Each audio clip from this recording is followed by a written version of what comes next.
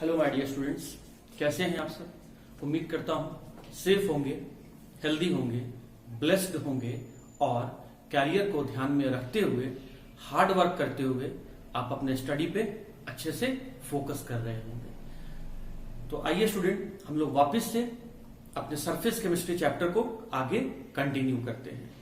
Surface chemistry chapter में हम लोगों ने फर्स्ट पार्ट हम लोग खत्म कर चुके थे, जहां पर हम लोगों ने adsorption, absorption, sorption, desorption, adsorption absorption में क्या डिफरेंस होता है, फ्रिंडलीच ने एडजॉर्प्शन के बारे में क्या बताया, एडजॉर्प्शन आइसोथर्म क्या होता है, एडजॉर्प्शन आइसोबार क्या होता है, एग्जाम्पल से ये सब हम लोग देख चुके थे।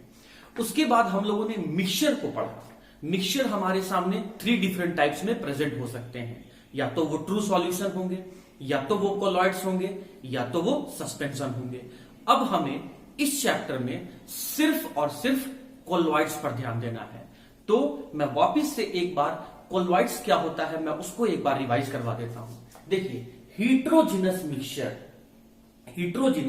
मिक्सचर जिसमें पार्टिकल का साइज 1 नैनोमीटर से 1000 नैनोमीटर के साइज का हो, और वो मिक्सचर को हम लोग, उस मिक्सचर में प्रेजेंट पार्टिकल को हम लोग नेकेड आई से नहीं देख सकते हैं, सिर्फ अल्ट्रा माइक्रोस्कोप से देख सकते हैं। नॉर्मल फिल्टर पेपर से उसमें पार्टिकल को अलग नहीं कर सकते हैं। उनमें प्रेजेंट पार्टिकल को अलग करने के लिए अल्ट्रा फिल्टर पेपर का जरूरत होता है। तो ऐसे हीट्रोजिनस मिक्सचर जिसमें डाले गए पार्टिकल्स का साइज 1 नैनोमीटर से 1000 नैनोमीटर का हो, तो ऐसे ही हीट्रोजिनस मिक्सचर को हम लोग कोलॉइड्स कहते हैं। और उसके बाद मैंने आपको बताया था कि कोलॉइड्स में 2 कंपोनेंट प्रेजेंट होते हैं। एक होता है आपका डिस्पर्स फेज और एक होता है आपका डिस्पर्सन मीडियम।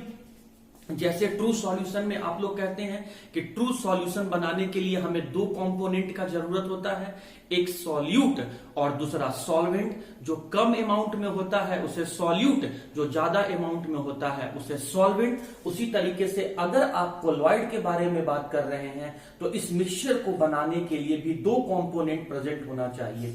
जो कंपोनेंट बहुत कम मात्रा में प्रेजेंट हो उसको हम लोग डिस्पर्स फेज कहते हैं, और जो कंपोनेंट अधिक मात्रा में, अधिक अमाउंट में प्रेजेंट हो, लार्ज अमाउंट में प्रेजेंट हो, उसे हम लोग डिस्पर्सन मीडियम कहते हैं। और डिस्पर्स फेज और डिस्पर्सन मीडियम आपस में मिलकर जब हीट्रोजिनस मिक्सचर बनाते हैं तो उसी हीट्रोजिनस मिक्सचर को हम लोग कोलॉइड्स कहते हैं। अब कोलॉइड्स के डेफिनेशन को मैंने प्रीवियस क्लास में इतना बता दिया था आप लोग को। उसके बाद मैं कोलॉइड्स को क्लासिफाई किया था, डिवाइड किया था, वर्गीकरण किया था, अलग अलग टाइप में बांटा था। सबसे पहले किस टाइप में बांटा था? इन दोनों कंपोनेंट के फिजिकल स्टेट के हिसाब से। कभी ये आपका लिक्विड हो रहा था तो कभी ये सॉलिड हो रहा था, तो ऐसे कोलॉइड्स को हम लोग जेल कह रहे थे। कभी ये सॉलिड था और ये लिक्विड था, तो ऐसे कोलॉइड्स को हम लोग सोल कह रहे थे। दोनों का दोनों लिक्विड था तो ऐसे कोलॉइड को हम लोग इमल्सन कह रहे थे। याद आ रहा है स्टूडेंट आप लोग को? तो मतलब इन दोनों के फिजिकल स्टेट के आधार पे हमने कोलॉइड्स को क्लासिफाई किया। फिर दूसरे टाइप में हम लोगों ने क्या किया? डिस्पर्स फेज को डिस्पर्सन मीडियम के लगाव के आधार पे, एफिनिटी के आधार पे हमने कोलॉइड्स को 2 भाग में बांटा। अगर डीपी को डीएम से प्यार था, अगर डिस्पर्स फेज के पार्टिकल को डिस्पर्सन मीडियम के पार्टिकल से लगाव था, चाहत था, प्यार था, मोहब्बत था, तो ऐसे कोलॉइड्स को हम लोग लायोफिलिक कह रहे थे। और अगर डीपी को डीएम से प्यार नहीं था, डिस्पर्स फेज के पार्टिकल को डिस्पर्सन मीडियम के पार्टिकल से कोई लगाव नहीं था, तो ऐसे कोलॉइड्स को हम लोग लायोफोबिक कह रहे थे। याद आ रहा है स्टूडेंट आप लोग को? प्रीवियस क्लास में हम लोग यहां तक तो स्टडी किए थे। आज हम लोग क्या करने जा रहे हैं? आज हम लोग फिर से कोलॉइड्स को क्लासिफाई करने जा रहे हैं, डिवाइड करने जा रहे हैं, बांटने जा रहे हैं। लेकिन आज हमारा बांटने का आधार क्या है, बेस क्या है? साइज। किसका साइज देखना है? डीपी का साइज देखना है। इस डीपी के साइज जो डीपी के पार्टिकल होंगे उस पार्टिकल के साइज के आधार पे आज हम कोलॉइड्स को 3 डिफरेंट टाइप में बांटने जा रहे हैं। Multi molecular colloid. देखो स्टूडेंट, मल्टी का मतलब क्या होता है? बहुत सारा। मॉलिक्यूलर कहा गया है मॉलिक्यूल के लिए। और आपको ये बात दिमाग में रखना है कि अगर कोलॉइड बनाना है तो उसमें डिस्पर्स फेज के पार्टिकल का साइज 1 नैनोमीटर से लेकर 1000 नैनोमीटर के बीच का होना चाहिए। लेकिन हम किस तरह का कोलॉइड पढ़ रहे हैं? मल्टी मॉलिक्यूलर कोलॉइड पढ़ रहे हैं। ध्यान से सुनिएगा। देखिए, जब बहुत सारा ऐसा पार्टिकल ऐसा सब्सटेंस या ऐसा कोलॉइड जिसमें पार्टिकल का साइज, जब इसको ऐसे समझो, जब पार्टिकल का साइज 1 नैनोमीटर से कम हो और ऐसे पार्टिकल्स, ऐसे छोटे छोटे पार्टिकल्स जिसका साइज 1 नैनोमीटर से कम हो और ऐसे छोटे छोटे पार्टिकल्स जब आपस में जुड़कर कोलॉइड बनाते हैं तो ऐसे ही कोलॉइड को हम लोग मल्टी मॉलिक्यूलर कोलॉइड कहते हैं। फिर से मैं बोल रहा हूं, ध्यान से सुनिएगा। जब पार्टिकल का साइज 1 नैनोमीटर से कम हो, किसके पार्टिकल का साइज? डिस्पर्स पे डीपी के पार्टिकल का साइज जब 1 नैनोमीटर से कम हो, मतलब ये जो पार्टिकल आपको दिख रहा है, ये जो पार्टिकल आपको दिख रहा है, ये जो पार्टिकल आपको दिख रहा है, इन सभी पार्टिकल का साइज 1 नैनोमीटर से कम है। जब ऐसे छोटे छोटे पार्टिकल जिनका साइज 1 नैनोमीटर से कम रहे और इनको जब हम डिस्पर्सन मीडियम के अंदर डालकर कोलॉइड बनाते हैं तो ऐसे ही कोलॉइड को कहा गया है मल्टी मॉलिक्यूलर कोलॉइड। मल्टी का मतलब क्या हुआ? बहुत सारा। बहुत सारा क्या लेना है? मॉलिक्यूल।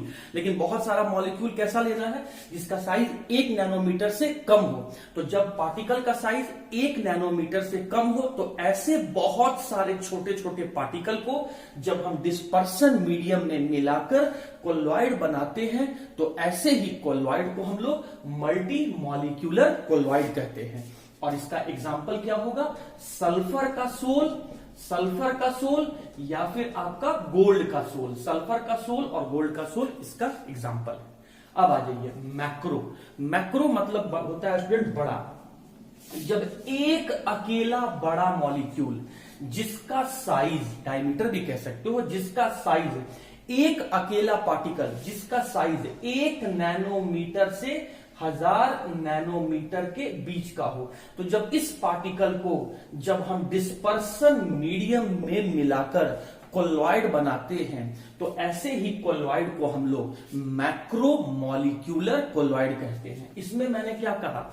जब पार्टिकल का साइज 1 नैनोमीटर से छोटा हो और ऐसे बहुत सारे पार्टिकल को जब डिस्पर्सन मीडियम में मिलाकर कोलॉइड बनाते हैं तो मल्टी मॉलिक्यूलर कोलॉइड। लेकिन इसमें मैंने क्या कहा? जब एक पार्टिकल जिसका साइज खुद 1 नैनोमीटर से 1000 नैनोमीटर के बीच का हो, उसको जब हम डिस्पर्सन मीडियम के अंदर मिलाकर कोलॉइड बनाते हैं तो वैसे ही कोलॉइड को हम लोग मैक्रो मॉलिक्यूलर कोलॉइड कहते हैं। अब इसका एग्जांपल क्या होगा स्टूडेंट?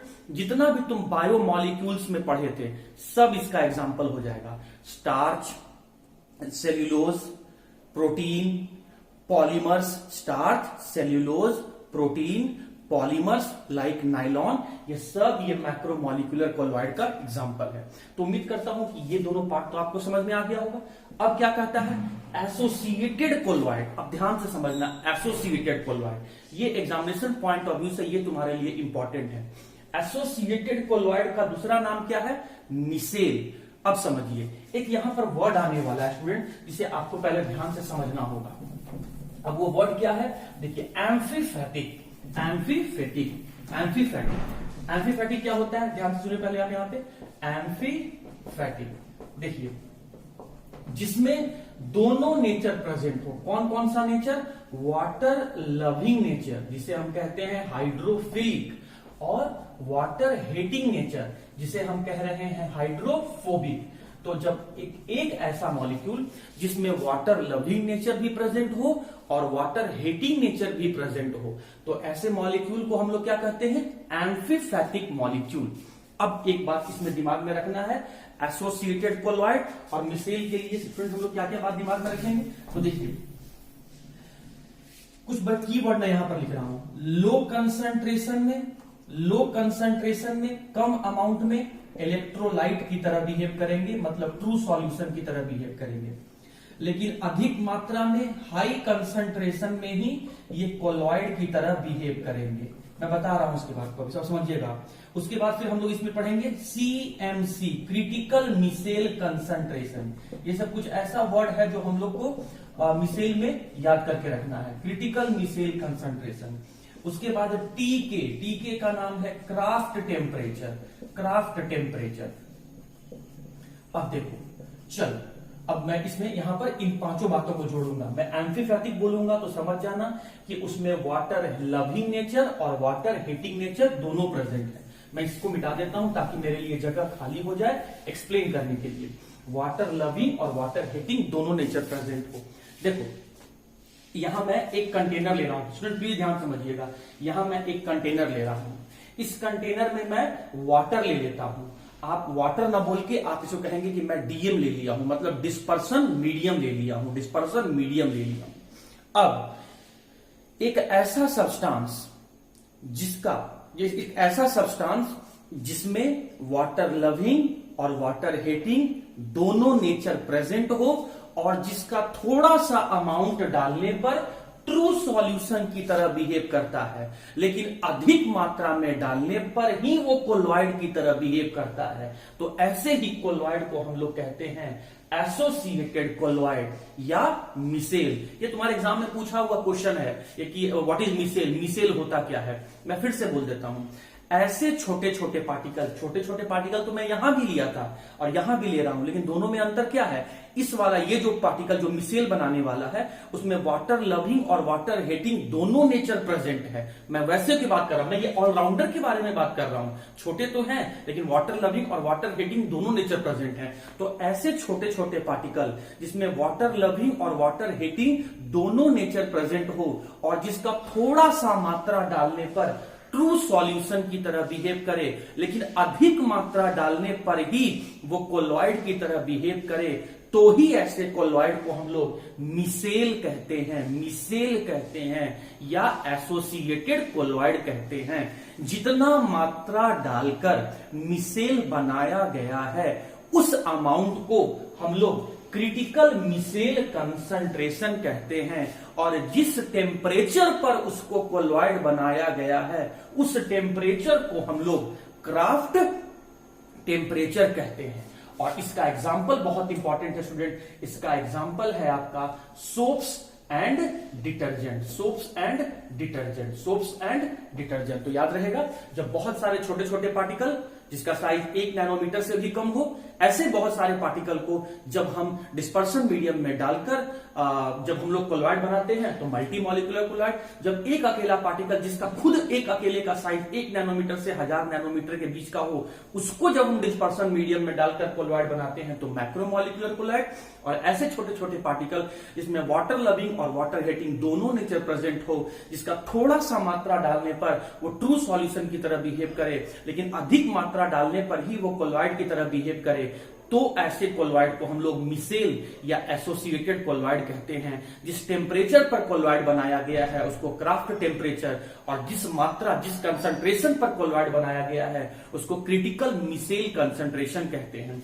एसोसिएटेड कोलॉइड का एग्जांपल है soaps and detergent. Macromolecular colloid का एग्जांपल है biomolecules like starch, cellulose, polymer, nylons, ये सारे प्रोटीन्स, ये सारे इसके एग्जांपल हैं। और अगर मल्टी मॉलिक्यूलर कोलॉइड्स का एग्जांपल अगर हम जानना चाहें तो गोल्ड का सोल और सल्फर का सोल। तो उम्मीद करता हूं स्टूडेंट कि आपको एसोसिएटेड कोलॉइड, मिसेल आपको यहां तक समझ में आ गया होगा। ओके स्टूडेंट, तो हम लोग कोलॉइड्स समझ लिए कि कोलॉइड्स क्या होता है, कोलॉइड्स के अलग अलग टाइप क्या होते हैं, ये हम लोगों ने समझ लिया। अब हम खुद से कोलॉइड्स बनाएंगे। क्या टॉपिक का नाम है? Preparation of colloidal solution. अब हम कोलाइडल मिक्सचर खुद से बनाने जा रहे हैं। अच्छा, आपको यह बात तो पता है कि कोलॉइड्स में दो कंपोनेंट होते हैं, डीपी और डीएम, डिस्पर्स फेज और डिस्पर्सन मीडियम। अगर डिस्पर्स फेज को डिस्पर्सन मीडियम से प्यार होता था या प्यार है तो ऐसे कोलॉइडल मिक्सचर को हम लोग क्या कहते थे स्टूडेंट? लायोफिलिक। लायो का मतलब क्या होता है? लिक्विड। और फिलिक का मतलब क्या है? लविंग। लिक्विड से प्यार है किसको? डीपी को, डिस्पर्स फेज को कम मात्रा में डालने वाले सब्सटेंस को ज्यादा मात्रा में प्रेजेंट सब्सटेंस से एफिनिटी है, लव है, प्यार है, लगाव है, चाहत है, मोहब्बत है, तो ऐसे कोलॉइडल को हम लोग लायोफिलिक कह रहे थे। लेकिन जब डिस्पर्स फेज को डिस्पर्सन मीडियम के पार्टिकल से कोई लगाव नहीं था, कोई प्यार चाहत मोहब्बत नहीं था, तो ऐसे कोलॉइडल मिक्सचर को हम लोग क्या कह रहे थे? लायोफोबिक। लायोफोबिक। लायो का मतलब क्या होता है? लिक्विड। फोबिक का मतलब क्या होता है? हेटिंग। मतलब लिक्विड से कोई लगाव नहीं है, डिस्पर्सन मीडियम के पार्टिकल से डिस्पर्स फेज के पार्टिकल को कोई लगाव नहीं है, तो लायोफोबिक। अब स्टूडेंट ये भी आपको पता है कि कोलॉइड्स अगर बनाना है तो जो डीपी आप डाल रहे हैं, जो डिस्पर्स फेज के पार्टिकल आप डाल रहे हैं, उसका साइज 1 नैनोमीटर से लेकर 1000 नैनोमीटर के बीच का ही होना चाहिए।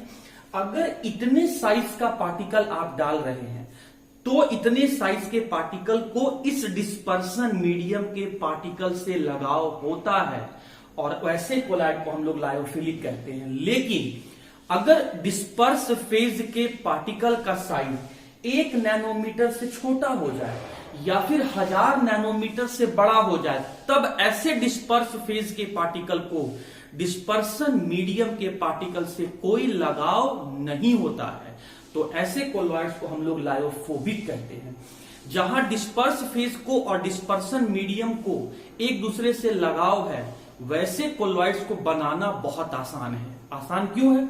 क्योंकि जो दोनों का रिक्वायरमेंट है वो दोनों रिक्वायरमेंट आपका पूरा कर रहा है। आप जो पार्टिकल डाल रहे हैं वो इस रेंज का है, तो जब आप डीपी को इस साइज के रेंज का डाल रहे हैं, तो वैसा पार्टिकल को डिस्पर्सन मीडियम से एफिनिटी होने के कारण से बस मिला दीजिए, हल्का सा उसको शेक कर दीजिए, हिला डुला दीजिए, तो इजिली जो है वो इस तरह का कोलॉइड बन जाता है।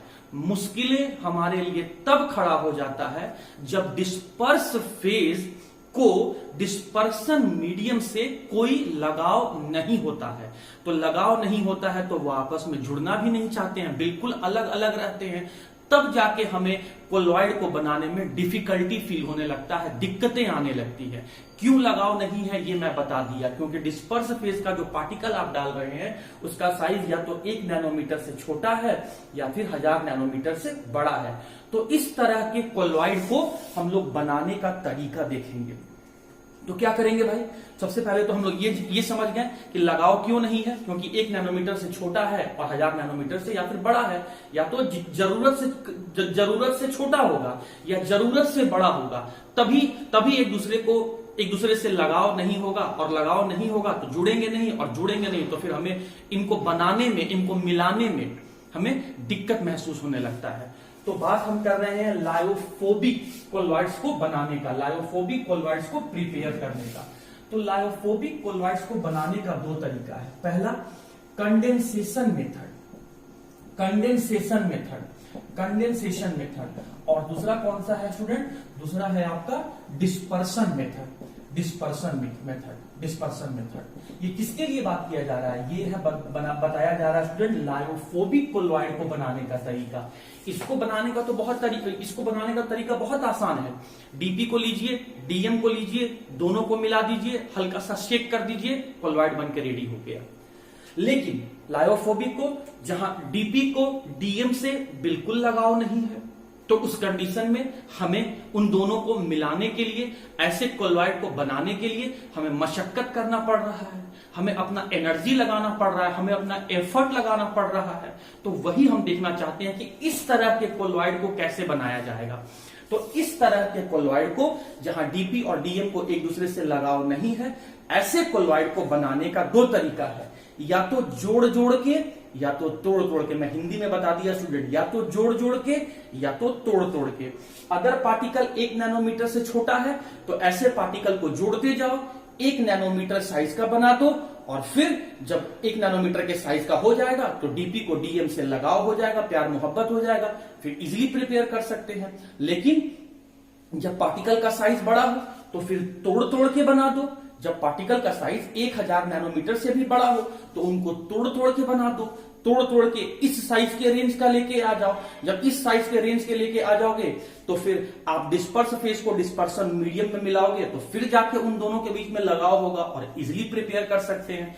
तो जब डिस्पर्स फेज के पार्टिकल को जोड़ जोड़ कर बनाया जाए तो कंडेंसेशन मेथड, जब डिस्पर्स फेज के पार्टिकल को तोड़ तोड़ के बनाया जाए तो डिस्पर्सन मेथड, और कंडेंसेशन मेथड और डिस्पर्सन मेथड से ही हम लोग कोलॉइडल सॉल्यूशन को प्रिपेयर कर सकते हैं। तो आइए स्टूडेंट हम लोग बारी बारी से दोनों मेथड को देख लेते हैं। पहले हम लोग जोड़ जोड़ के हम लोग यहां पर पढ़ेंगे। कंडेंसेशन मेथड को पहले हम लोग स्टडी कर लेते हैं। ओके स्टूडेंट, तो अब हम फिर से जो कोलॉइडल मिक्सचर जोड़ के बनाने जा रहे हैं वो कौन सा प्रोसेस हम लोग यूज करने वाले हैं? रिडक्शन प्रोसेस यूज करने वाले हैं। अच्छा, इसमें हम पहले कौन सा पार्टिकल लिए? इसमें हम लोग स्टार्टिंग में सबसे पहले हम लोग ऑरिक क्लोराइड लिए, एयू का ओल्ड नेम, ट्राइबल नेम, पुराना नाम ऑरिक भी होता है। आज के समय इसको गोल्ड बोलते हैं, पहले के समय में उसको ऑरिक बोलते थे। गोल्ड क्लोराइड कह लो या ऑरिक क्लोराइड कह लो। और इस ऑरिक क्लोराइड का जो साइज था वो 1 नैनोमीटर से भी छोटा था। तो जब 1 नैनोमीटर से छोटा है तब तो हम लोग इसको डिस्पर्सन मीडियम में मिलाकर कोलॉइड नहीं बना सकते हैं। तो हम लोगों ने क्या किया, इस ऑरिक क्लोराइड में, इस गोल्ड क्लोराइड में हमने बाहर से स्टेनस क्लोराइड के 3 मॉलिक्यूल को ऐड कर दिया। और अब हम ये देखने जा रहे हैं कि अब आखिर इनके रिएक्शन से हमने जो ऐड किया उसके रिएक्शन से क्या बनता है। तो प्रोसेस का नाम क्या है स्टूडेंट? रिडक्शन। और रिडक्शन का मतलब आप लोग छोटे क्लास से क्या पढ़ते आ रहे हैं? Loss of oxygen. ऑक्सीजन है क्या? नहीं, तो इसका मतलब लॉस ऑफ ऑक्सीजन वाला डेफिनेशन तो चलेगा नहीं। गेन ऑफ हाइड्रोजन, हाइड्रोजन है क्या? नहीं, इसका मतलब आपका हाइड्रोजन गेन वाला प्रोसेस नाम भी यहां पर नहीं चलेगा। तो अब क्या कहेंगे? तो याद रखिए रिडक्शन का एक और मीनिंग होता है, that is loss of non metal, loss of electronegative element.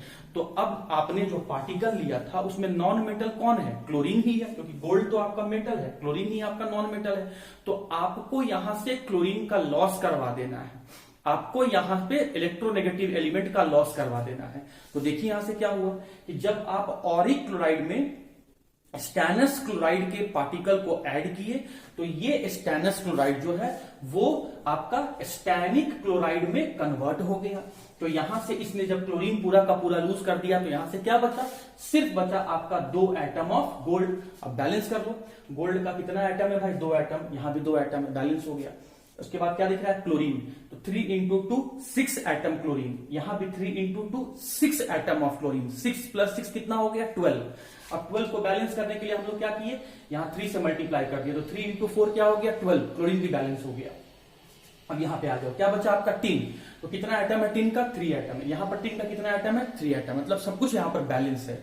आपने क्या देखा कि जब ऑरिक क्लोराइड हम शुरू में लिए थे तो इसका साइज 1 नैनोमीटर से भी कम था। तो इस छोटे पार्टिकल में हमने बाहर से स्टेनस क्लोराइड को ऐड कर दिया। तो जैसे ही हमने इसमें स्टेनस क्लोराइड को ऐड किया तो इन दोनों के बीच में रिएक्शन हुआ। कुछ ऐसा रिएक्शन हुआ कि जिस पार्टिकल को हम शुरू में लिए थे उसमें से क्लोरीन लूज हो गया और सिर्फ आपका गोल्ड बन के आया, सिर्फ आपका गोल्ड बचा। इस पार्टिकल का जब हम साइज देखें, जब हम एक अकेले पार्टिकल का साइज देखें तो ये 1 नैनोमीटर से 1000 नैनोमीटर के बीच का था। तो इस पार्टिकल को लेकर जब हम डिस्पर्सन मीडियम में डालें और डिस्पर्सन मीडियम में डालकर जब हम कोलॉइड बनाए तो ये हमारा इस तरह से बनाया गया कोलॉइडल मेथड या इस तरह से बनाया गया कोलॉइडल मिक्सचर को हम लोग reduction process by condensation method नाम दिए। अब क्या होगा? हाइड्रोलाइसिस। हाइड्रोलाइसिस का मतलब क्या होता है? वाटर के साथ रिएक्शन। इसके लिए स्टूडेंट हम लोगों ने क्या किया? इसके लिए हम लोगों ने शुरू में फेरिक क्लोराइड लिया। फिर वही बात, जब हम फेरिक क्लोराइड लिए तो इस पार्टिकल का साइज 1 नैनोमीटर से भी कम था। तो 1 नैनोमीटर से कम था तो इसका मतलब इसको लेकर कोलॉइड नहीं बनाया जा सकता है। तो हम इसमें बाहर से ऐड किए वाटर मॉलिक्यूल।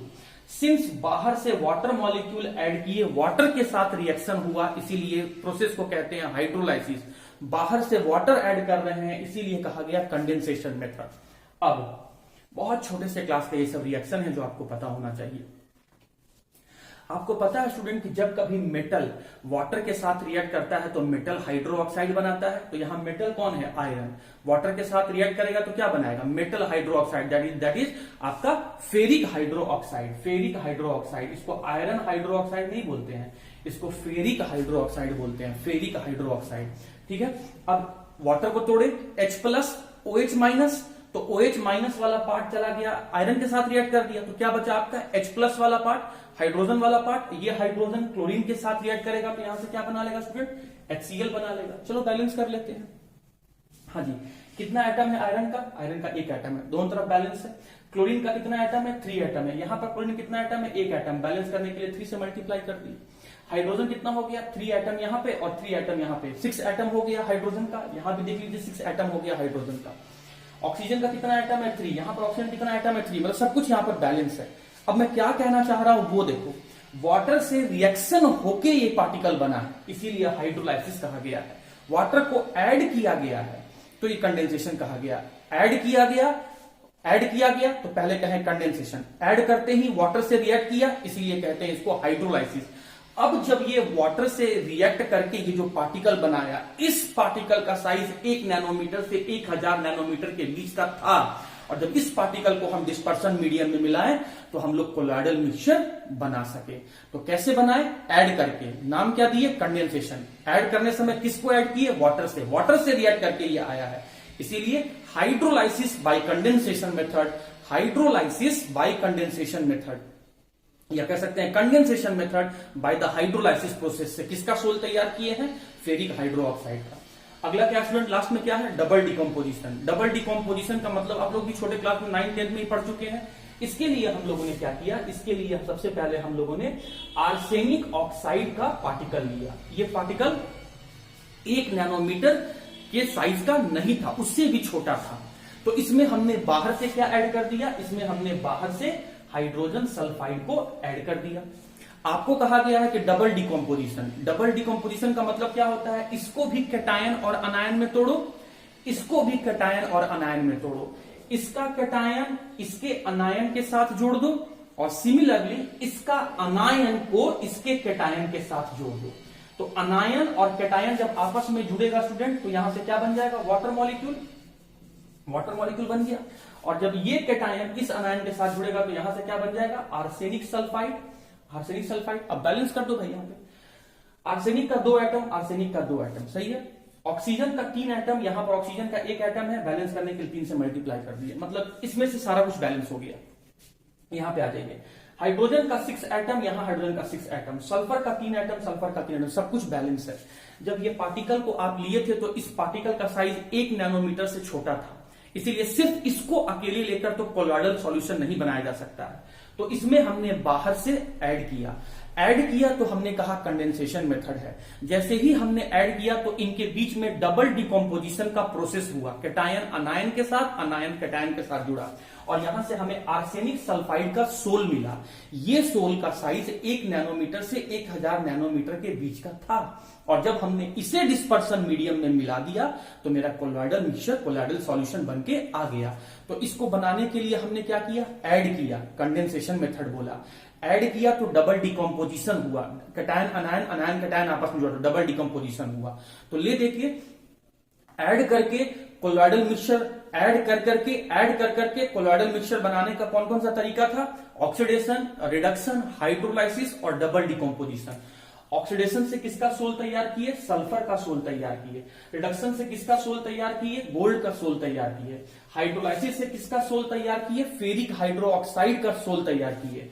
डबल डिकम्पोजिशन से किसका सोल तैयार किए? आर्सेनिक सल्फाइड का सोल तैयार किए। ऑक्सीडेशन क्यों बोले? क्योंकि हमने जो पार्टिकल लिया था उसमें से हाइड्रोजन को लूज किया गया, इसीलिए ऑक्सीडेशन बोले। इसमें रिडक्शन क्यों बोला? क्योंकि हमने जो सब्सटेंस लिया था, जो पार्टिकल लिया था, उसमें से नॉन मेटल को लूज करवाया गया। हमने जो सब्सटेंस लिया था उसका वाटर से रिएक्शन करवाया गया, इसीलिए हाइड्रोलाइसिस। हमने जो सब्सटेंस लिया था उसमें कैटायन अनायन, अनायन कैटायन में डिकम्पोज करके बनाया गया, इसीलिए डबल डिकम्पोजिशन। सब में कुछ ना कुछ ऐड किया गया है, इसीलिए कंडेंसेशन। और जोड़ने के बाद जो तरीका, जोड़ने का अलग अलग तरीका है, ऑक्सीडेशन मेथड से जोड़ो, रिडक्शन मेथड से जोड़ो, हाइड्रोलाइसिस मेथड से जोड़ो और डबल डिकम्पोजिशन मेथड से जोड़ो। तो जोड़ जोड़ के कोलॉइडल सॉल्यूशन बनाने का ये तरीका या किसका एग्जाम्पल से किस तरह का सोल तैयार करते हैं, ये बात आपको समझ में आ गया होगा। अब जोड़ने के बाद अब हम तोड़ तोड़ के बनाएंगे। अब मेरे पास पार्टिकल का साइज 1 नैनोमीटर से छोटा नहीं होगा, अब हमारे पास पार्टिकल का साइज 1000 नैनोमीटर से भी बड़ा होगा। तो हम क्या करेंगे, अब जो कोलॉइडल मिक्सचर बनाएंगे वो तोड़ तोड़ के बनाएंगे, क्योंकि अब हमारे पास जो पार्टिकल है वो हमारे जरूरत के हिसाब से भी ज्यादा बड़ा साइज का पार्टिकल है, इसीलिए हम तोड़ के बनाएंगे और प्रोसेस को हम लोग डिस्पर्सन मेथड कहने जा रहे हैं। ओके स्टूडेंट, तो अब हम लोग कोलॉइडल सॉल्यूशन बनाने का दूसरा तरीका हम लोग देखने जा रहे हैं। और हम किस तरह का कोलॉइडल सॉल्यूशन बना रहे हैं, जब डिस्पर्स फेज लायोफोबिक नेचर का हो। क्योंकि लायोफिलिक नेचर का रहेगा तो सिंपली शेक कर देने से या हल्का सा वार्म कर देने से बन जाएगा। इसके पीछे रीजन क्या है, इसके पीछे रीजन है कि डिस्पर्स फेज को डिस्पर्सन मीडियम से लगाव है, एफिनिटी है, इसलिए सिर्फ शेक करने पर, हल्का सा हिला डुला देने पर या हल्का सा वार्म कर देने पर आराम से लायोफिलिक कोलॉइड बन जा रहा था। मसला आ जा रहा था, प्रॉब्लम आ जा रहा था लायोफोबिक कोलॉइड को तैयार करने में। और वही हम लोग यहां पर देख रहे हैं कि लायोफोबिक कोलॉइड को कैसे तैयार किया जाए। और यहां पर प्रॉब्लम इसीलिए आ रहा था क्योंकि जो डिस्पर्स फेज का पार्टिकल हम लोग ले रहे थे वो या तो 1 नैनोमीटर से छोटा हो जा रहा था या 1000 नैनोमीटर से बड़ा हो जा रहा था। जरूरत से या तो कम हो जा रहा था या जरूरत से ज्यादा हो जा रहा था। तो जब जरूरत से कम हो जा रहा था, जरूरत से छोटा हो जा रहा था, तो उसमें हम लोग जोड़ जोड़ के कोलॉइडल सॉल्यूशन बना ले रहे थे। अब जरूरत से ज्यादा हो गया है, जरूरत से बड़ा साइज का पार्टिकल हमारे पास आ गया है, तो उसको तोड़ तोड़ के हम लोग 1000 नैनोमीटर से कम करेंगे। तो जब डिस्पर्स फेज के पार्टिकल का साइज 1000 नैनोमीटर से बड़ा आ जाए तो उसको तोड़कर कोलॉइडल सॉल्यूशन बनाने का तरीका को ही हम लोग डिस्पर्सन मेथड कहते हैं। तोड़ने का 3 तरीका है, मशीन के हेल्प से तोड़ो तो मैकेनिकल डिस्पर्सन कहना, इलेक्ट्रिसिटी के हेल्प से तोड़ो तो इलेक्ट्रो डिस्पर्सन कहना, बाहर से कोई सब्सटेंस डालकर उनके बीच में रिएक्शन करवा के तोड़ो तो उसे हम पेप्टाइजेशन कहते हैं। ये मैंने आपको रफ में बता दिया। इसमें बताने के लिए बहुत कुछ नहीं है। जब हमारे पास डिस्पर्स फेज के पार्टिकल 1000 नैनोमीटर से बड़े हों तो उन बड़े साइज के पार्टिकल को मशीन के हेल्प से तोड़कर 1 नैनोमीटर से 1000 नैनोमीटर के बीच का बना लेना, उतना साइज का बना लेना, उसको डिस्पर्सन मीडियम में मिलाकर कोलॉइडल सॉल्यूशन बनाना, इसे हम कहते हैं मैकेनिकल डिस्पर्सन। सीधा सीधा बोले तो मशीन के हेल्प से, किसी भी मशीन के हेल्प से तोड़कर अब कोलॉइडल मिक्सचर अगर बनाना है तो उसे मैकेनिकल डिस्पर्सन कहते हैं। इंपॉर्टेंट हम लोग को ये दोनों है। और आपके एग्जाम में सबसे इंपॉर्टेंट ये वाला है पेप्टाइजेशन, जिसका डेफिनेशन कई बार आपसे पूछा गया है, तो आपको समझना बहुत जरूरी है। देखिए, इलेक्ट्रो वर्ड क्यों बोला गया, क्योंकि इलेक्ट्रिसिटी का यहां हेल्प लिया गया है। डिस्पर्सन क्यों बोला गया, क्योंकि डिसोसिएट किया गया है, तोड़ा गया है। डिसोसिएट करने के लिए कौन सा प्रोसेस का हेल्प लिया गया है, इलेक्ट्रिसिटी सप्लाई करके प्रोसेस का हेल्प लिया गया है। इलेक्ट्रिसिटी को सप्लाई करके डिसोसिएट किया गया है, इसीलिए इसको इलेक्ट्रो डिस्पर्सन कह रहे हैं। और ये प्रोसेस से कोलॉइड बनाने का तरीका ब्रेडिग नाम का साइंटिस्ट बताया था, इसीलिए इसको हम लोग कहते हैं ब्रेडिक्स आर्क मेथड। अब ये ब्रेडिक्स आर्क मेथड क्या है आइए समझ लेते हैं स्टूडेंट। लेकिन उससे भी ज्यादा इंपॉर्टेंट ये चीज समझना है कि इससे हम लोग गोल्ड का सोल, प्लैटिनम का सोल, गोल्ड का सोल, प्लैटिनम का सोल, सिल्वर का सोल और कॉपर का सोल ही बना सकते हैं। इस मेथड से आप सिर्फ गोल्ड, प्लैटिनम, सिल्वर और कॉपर का सोल ही बना सकते हैं। एग्जाम्पल बहुत इंपॉर्टेंट है। प्रोसेस क्या है आइए समझ लेते हैं। सबसे पहले स्टूडेंट हम लोग क्या कर रहे हैं, इसमें सबसे पहले हम लोग यहां पर एक बीकर ले रहे हैं, बड़ा साइज का बीकर ले रहे हैं। इस बड़े साइज के बीकर में अब हम लोग यहां पर छोटे साइज का एक बीकर और डाल दिए, इसमें छोटे साइज का बीकर और ले लिए। अब जो छोटा और बड़ा साइज का बीकर था उसके स्पेस के बीच, उसमें उसके जो खाली जगह उसमें जो बचा हुआ है उसके स्पेस में हम लोग आइस को फिल कर दिए, आइस पार्टिकल, आइस क्यूब को हम लोग यहां पर फिल कर दिए। ये जो मैं यहां पर ऐड कर रहा हूं, ये आइस को मैं ऐड कर रहा हूं। क्यों ऐड कर रहा हूं वो मैं बताता हूं स्टूडेंट। अभी तो आप सिर्फ दिमाग में ये रख ले कि आइस को ऐड किया गया है।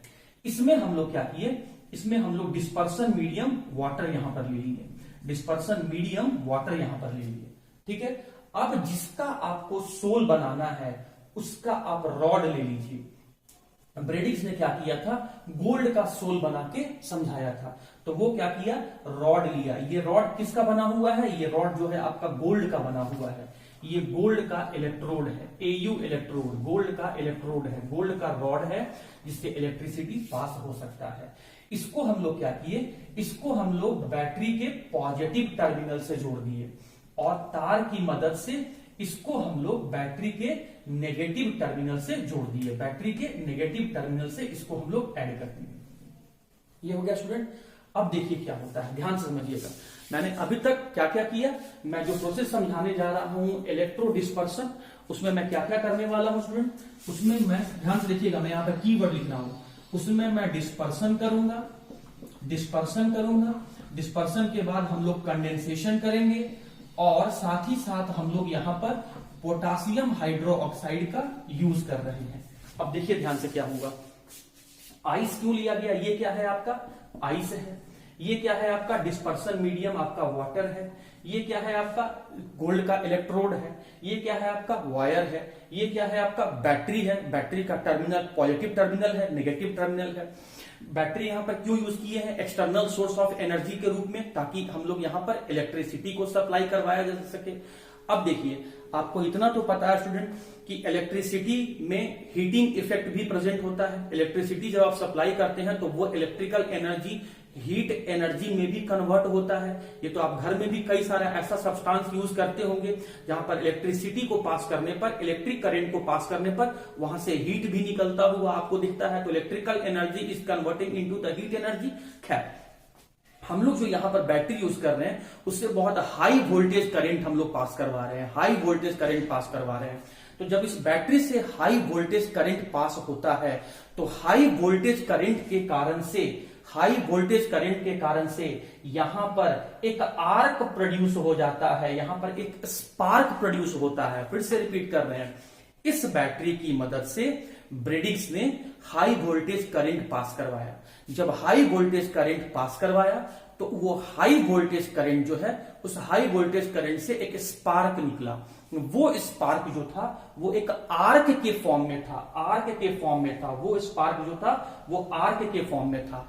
उस स्पार्क के कारण से ये जो गोल्ड इलेक्ट्रोड है, गोल्ड का जो रॉड है, वो आपका टूटना शुरू हुआ। वो इलेक्ट्रिकल एनर्जी की हेल्प से जो स्पार्क निकला, उस स्पार्क से निकले हुए एनर्जी के कारण से ये गोल्ड का पार्टिकल टूटने लगा और टूट टूट के ये क्या होता है कि वेपर में बदलने लगा। क्योंकि इतना ज्यादा हाई वोल्टेज करंट आप यहां पे पास करवा रहे हैं कि जो गोल्ड का रॉड यहां से डिसोसिएट हो रहा है वो सीधा वेपर में बदल गया, वो सीधा उड़ने लगा। तो वो वेपर में कन्वर्ट होकर इस कंटेनर से बाहर नहीं चला जाए, तो उसके लिए हम लोगों ने यहां पर आइस लिया है, ताकि जब वो वेपर इस आइस के कांटेक्ट में आए तो वो कंडेंस होकर नीचे यहां जाके ये गोल्ड का पार्टिकल यहां जाके आपस में बैठ जाए। पहले हमने क्या किया, इलेक्ट्रिकल एनर्जी की मदद से डिस्पर्स किया, तोड़ा। उसके बाद हमने क्या किया, इस आइस की मदद से हमने उसे कंडेंस किया ताकि वेपर में ना बदले। वो वेपर इस आइस के कांटेक्ट में आते ही वापिस जो है वो लिक्विड फॉर्म में बदल के नीचे जाके सेटल डाउन हो जाए। अब ये गोल्ड का पार्टिकल और ये गोल्ड का पार्टिकल जब ये आपस में जुड़ जाएगा तो ये फिर से बड़ा साइज का पार्टिकल बना देगा। और हमें बड़ा साइज का पार्टिकल बनाना नहीं है, हमें तो पार्टिकल उतने ही साइज का चाहिए जिसका साइज का रेंज 1 नैनोमीटर से 1000 नैनोमीटर के बीच के रेंज का हो। लेकिन अगर ये लोग आपस में जुड़ जाएंगे तो साइज बड़ा हो जाएगा। तो हम लोग बाहर से KOH डाल देते हैं। ये KOH क्या करता है, इसके सरफेस पर जाके एड्सॉर्ब हो जाता है और इन पार्टिकल के बीच में रिपल्सन होने लगता है, और इस रिपल्सन के कारण से ये जुड़ नहीं पाते हैं, और जो नहीं जुड़ पाते हैं तो वे इसी रेंज का बन के रह जाता है। और इस तरीके से जो हम लोग कोलॉइड बनाते हैं, इसे हम कह रहे हैं colloidal mixture prepare by the electro dispersion method या ब्रेडिक्स आर्क मेथड। मैं फिर से बोल देता हूं, अब जो हम कोलॉइड बना रहे हैं वो कोलॉइड में पार्टिकल का साइज 1000 नैनोमीटर से बड़ा है। जो हम यहां पर रॉड लिए हैं यहां पर गोल्ड का, ये जो स्टूडेंट हम लोग यहां पर जो रॉड लिए हैं गोल्ड का, ये जो हम लोग यहां पर रॉड लिए हैं गोल्ड का, ये गोल्ड का जो रॉड है इसका साइज 1000 नैनोमीटर से बड़ा है। और इस बड़े साइज के पार्टिकल को हम इतना साइज में तोड़ने के लिए इलेक्ट्रिसिटी का हेल्प ले रहे हैं। इलेक्ट्रिसिटी सप्लाई करने के लिए हम लोग बाहर से बैटरी जैसे डिवाइस का यूज किए। इस बैटरी से जब हम हाई वोल्टेज करंट पास करवाएं तो वो हाई वोल्टेज करंट स्पार्क के फॉर्म में प्रोड्यूस हुआ। वो स्पार्क के फॉर्म में प्रोड्यूस हुआ, वो स्पार्क जो है वो आर्क के फॉर्म में दिखा। उस हाई वोल्टेज स्पार्क के कारण से ये गोल्ड जो है वो मेल्ट होना शुरू हुआ, मेल्ट होके वो वेपर में बदलने लगा। तो वेपर में बदलेगा तो वो इस कंटेनर से एस्केप करके बाहर चला जाएगा। तो एस्केप करके बाहर नहीं चला जाए, इसीलिए हम लोग यहां पर बाहर में आइस रखे हुए हैं कि वो वेपर जब इस आइस पार्टिकल के कांटेक्ट में आएगा तो वापस नीचे कंडेंस होके सरफेस पर जाके बैठ जाएगा। अब सरफेस पर जाके बैठ गया तो ये आपस में जुड़ने लगेंगे। तो आपस में न जुड़े इसीलिए हम लोग यहां पर पोटासियम हाइड्रोक्साइड को बाहर से ऐड कर देते हैं। ये पोटासियम हाइड्रोक्साइड छोटे छोटे पार्टिकल को टूटने से, छोटे छोटे पार्टिकल को आपस में जुड़ने से बचाता है। और इस तरीके से हमारा ये जो पार्टिकल यहां बना है गोल्ड का, उसका साइज 1 नैनोमीटर से 1000 नैनोमीटर के बीच का है। यहां से गोल्ड का पार्टिकल इस साइज का हम लोग कलेक्ट कर लेंगे, डिस्पर्सन मीडियम में ऐड कर देंगे और कोलॉइडल मिक्सचर हम लोग बना सकते हैं। तो ब्रेडिक्स ने आर्क की मदद से इलेक्ट्रिसिटी प्रोड्यूस करवा के आर्क की मदद से गोल्ड, प्लैटिनम, सिल्वर और कॉपर का सोल बनाया। इसीलिए इसको हम लोग कहते हैं इलेक्ट्रो डिस्पर्सन या ब्रेडिक्स आर्क मेथड। तो उम्मीद करता हूं स्टूडेंट इलेक्ट्रो डिस्पर्सन भी आपको समझ में आ गया होगा। अगर मशीन से तोड़कर आप कोलॉइडल सॉल्यूशन बना रहे हैं तो मैकेनिकल डिस्पर्सन, अगर इलेक्ट्रिसिटी की मदद से तोड़कर आप कोलॉइडल सॉल्यूशन बना रहे हैं तो इलेक्ट्रो डिस्पर्सन। अब हम थर्ड आपको पढ़ाने जा रहे हैं पेप्टाइजेशन। पेप्टाइजेशन क्या होता है आइए उसको समझते हैं।